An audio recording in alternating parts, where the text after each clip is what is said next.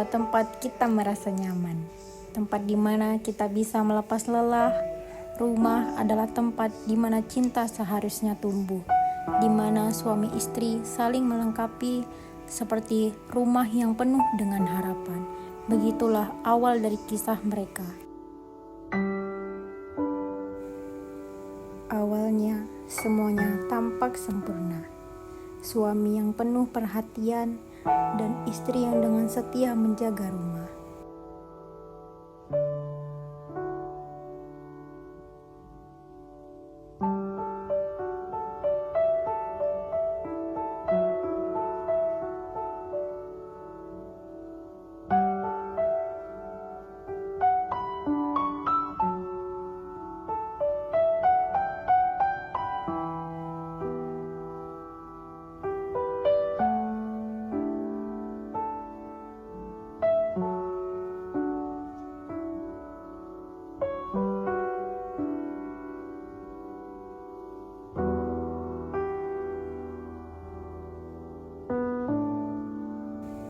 Mereka menjalani kehidupan dengan penuh cinta dan impian.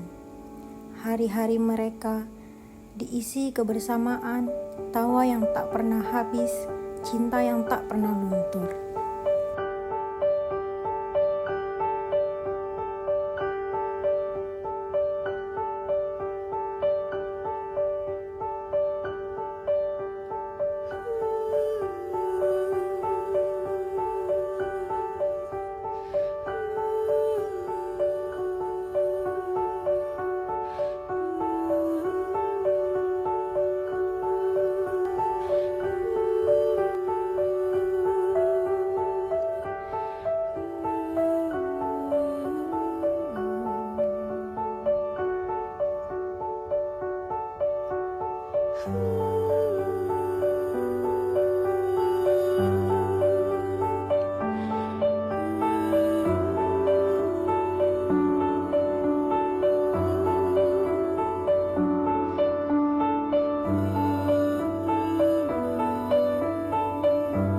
Namun sedikit demi sedikit ada yang berubah.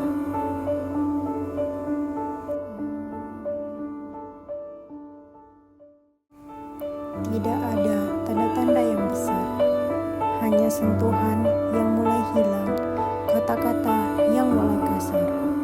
Malam yang dulu dipenuhi obrolan, sekarang diisi dengan diam yang semakin panjang. Mas, kamu selingkuh ya dari aku? Sama siapa? Lihat ini foto kamu berdua sama cewek ini lain. teman kerja Gak Mas mungkin, itu. lihat. Kalau temen gak mungkin sesosweet ini kamu ngerangkul. Enggak, itu cuma ini aja ngerangkul- nonton bioskop. Gak ngerangkul mungkin, dikit, gak Dek. mungkin kamu ini. Itu nonton dulu Gak sama mungkin, gak sama mungkin. teman Saya rapi gak rambut percaya. itu, Kamu Dek. selingkuh dari aku. Sudah pasti kamu selingkuh dari aku. Kamu lihat foto ini jelas-jelas, lihat Ya foto Allah. dengan mata kepala kamu sendiri, lihat Itu foto temen, ini betapa Mas. sisnya. Gak mungkin kamu selingkuh. Gak mungkin kamu berkhianat. Itu teman kerja, Mas. Gak mungkin itu. Suami yang tak lagi bercerita tentang hari-harinya. Istri hanya bisa bertanya-tanya. Namun, jawaban yang didapat adalah amarah.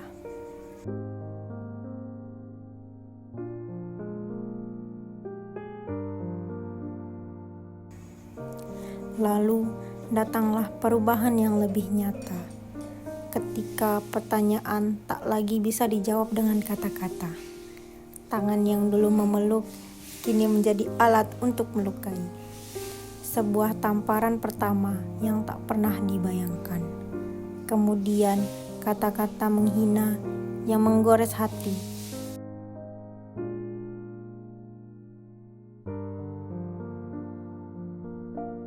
Perlahan, rumah yang dulu penuh dengan tawa sekarang dipenuhi dengan ketakutan.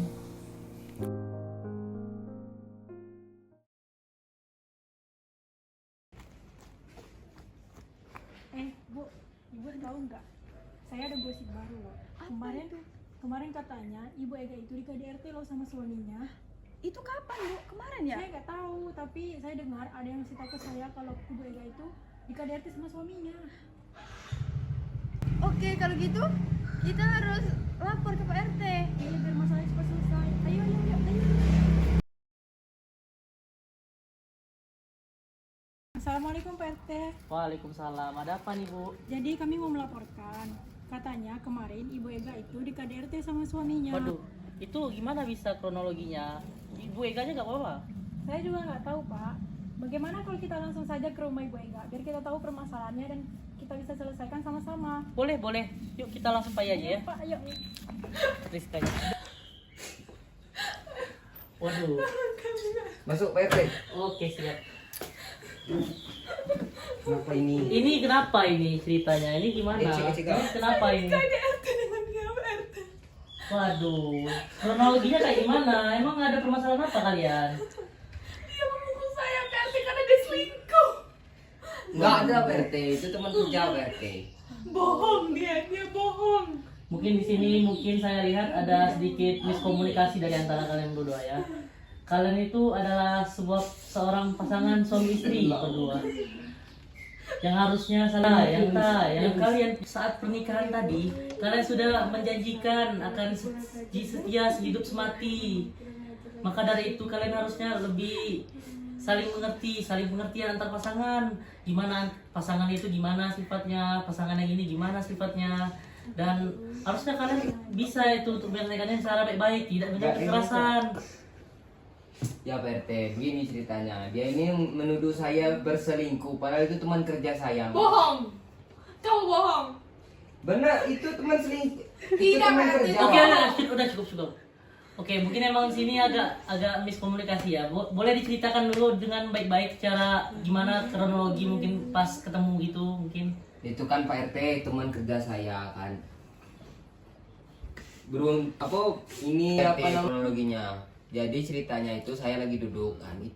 Kemudian si istri saya ini mendatangi saya dan menuduh saya selingkuh. Kebetulan ada bukti foto saya dengan perempuan. Itu teman kerja saya. Kebetulan kami sedang menonton bioskop satu tempat kerja itu, nonton sama-sama rame-rame Pak RT.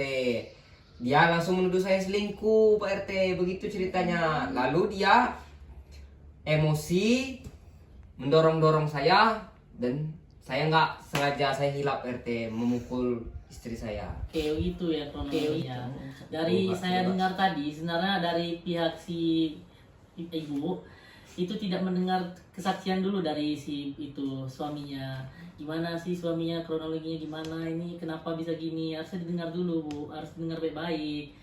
Nah ya, untuk dari suami harusnya kamu harus menahan lebih sabar gitu, harusnya dengarkan dulu mungkin istrimu apa yang kamu bilang ini dapat dari mana, video-video itu kayak gitu. Ya, RT. Harusnya dia ngomong baik-baik, bisa dia ngomong baik-baik dan jangan sampai pakai kekerasan karena itu sangat tidak boleh dan itu bisa dipidana. Saya menyesal Pak RT. Lain kali Cik. Jadi jangan begitu, harus diselesaikan. Mungkin lain kali jangan begitu lagi ya. Bolehlah kalian untuk berdamai untuk saat ini, diselesaikan baik-baik, dibahas secara mendalam, saling pengertian antara pasangan. Baik RT. Saya mau kalian harus berdua saling maafkan dulu. Dari pihak ini harus maaf atas segala yang ini, maaf dari si suami, maaf atas kekhilaafannya yang telah melakukan ini gitu. Dek, Silakan. maafin Mas ya Dek. Dah. Saya terima kasih banyak atas kehadirannya Bapak dan Ibu di sini menjelaskan rumah tangga kami dan memperbaiki kembali rumah tangga kami. Makasih banyak ya Pak ya. Siap. Jangan Bagaimana nih pandangan kamu sebagai mahasiswa terhadap isu dalam kekerasan dalam rumah tangga? Ya, terima kasih. Menurut saya terhadap isu yang terjadi di kekerasan dalam rumah tangga itu kita lihat dulu apa yang terjadi di balik sebelumnya adanya KDRT. Bisa disimpulkan sebelum adanya terjadi kekerasan itu bagaimana latar belakangnya? Apakah itu emang yang akan membuat berdampak kekerasan atau tidak?